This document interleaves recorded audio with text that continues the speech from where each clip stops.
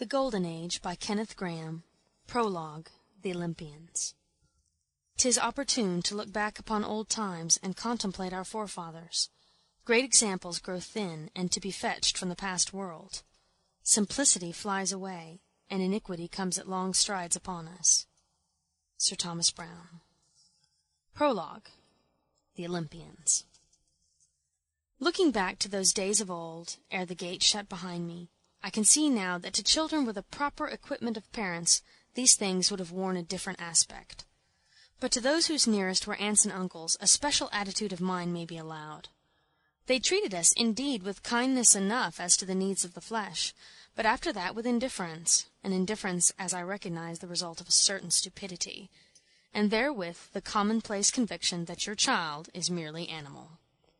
At a very early age I remember realizing in a quite impersonal and kindly way the existence of that stupidity, and its tremendous influence in the world, while there grew up in me, as in the parallel case of Caliban upon Setebos, a vague sense of a ruling power, wilful and freakish, and prone to the practice of vagaries, just choosing so, as, for instance, the giving of authority over us to these hopeless and incapable creatures, when it might far more reasonably have been given to ourselves over them.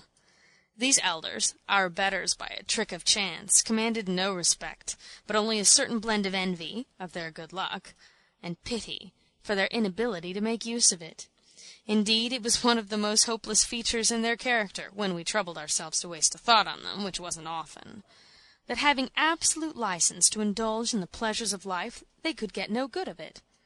They might dabble in the pond all day, hunt the chickens, climb trees in the most uncompromising Sunday clothes. They were free to issue forth and buy gunpowder in the full eye of the sun, free to fire cannons and explode mines on the lawn.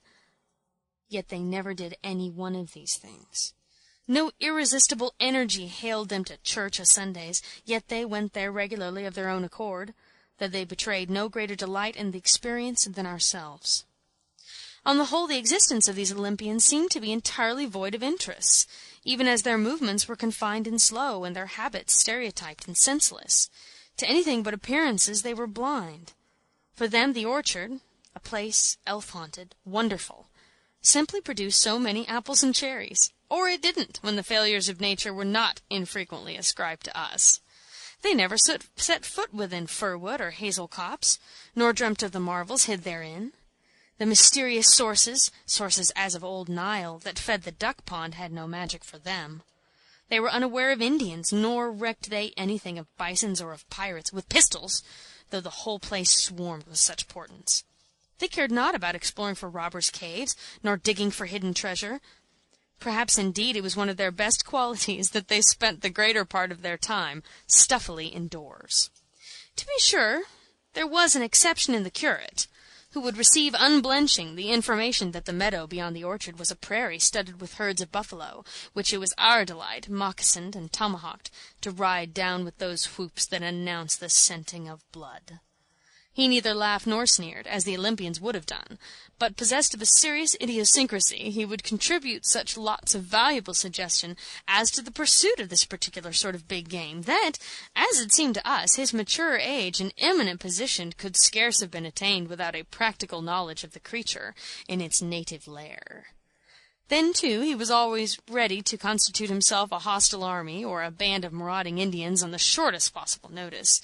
In brief, a distinctly able man, with talents, so far as we could judge, immensely above the majority. I trust he is a bishop by this time. He had all the necessary qualifications, as we knew. These strange folk had visitors sometimes, stiff and colourless Olympians like themselves, equally without vital interests and intelligent pursuits, emerging out of the clouds and passing away again to drag on an aimless existence somewhere out of our ken.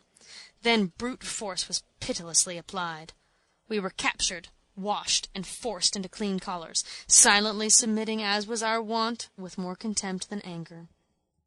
Anon, with unctuous hair and faces stiffened in a conventional grin, we sat and listened to the usual platitudes. How could reasonable people spend their precious time so? That was ever our wonder as we bounded forth at last to the old clay-pit to make pots, or to hunt bears among the hazels.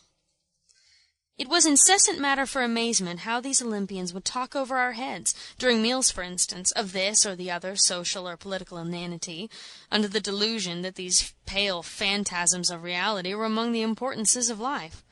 We Illuminati, eating silently, our heads full of plans and conspiracies, could have told them what real life was. We had just left it outside, and were all on fire to get back to it. Of course we didn't waste the revelation on them. The futility of imparting our ideas had long been demonstrated. One in thought and purpose, linked by the necessity of combating one hostile fate, a power antagonistic ever, a power we lived to evade, we had no confidant save ourselves. This strange anemic order of beings was further removed from us, in fact, than the kindly beasts who shared our natural existence in the sun. The estrangement was fortified by an abiding sense of injustice, arising from the refusal of the Olympians ever to defend, retract, or admit themselves in the wrong, or to accept similar concessions on our part. For instance, when I flung the cat out of an upper window, though I did it from no ill feeling, and it didn't hurt the cat, I was ready, after a moment's reflection, to own I was wrong, as a gentleman should. But was the matter allowed to end there? I trow not.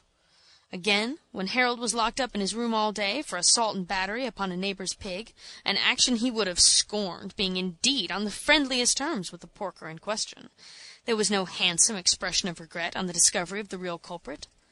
What Harold had felt was not so much the imprisonment. Indeed, he had very soon escaped by the window with assistance from his allies, and had only gone back in time for his release, as the Olympian habit. A word would have set all right, but of course that word was never spoken. Well, the Olympians are all past and gone. Somehow the sun does not seem to shine so brightly as it used. The trackless meadows of old time have shrunk and dwindled away to a few poor acres. A saddening doubt, a dull suspicion, creeps over me. Et in Arcadia ego. I certainly did once inhabit Arcady. Can it be I, too, have become an Olympian?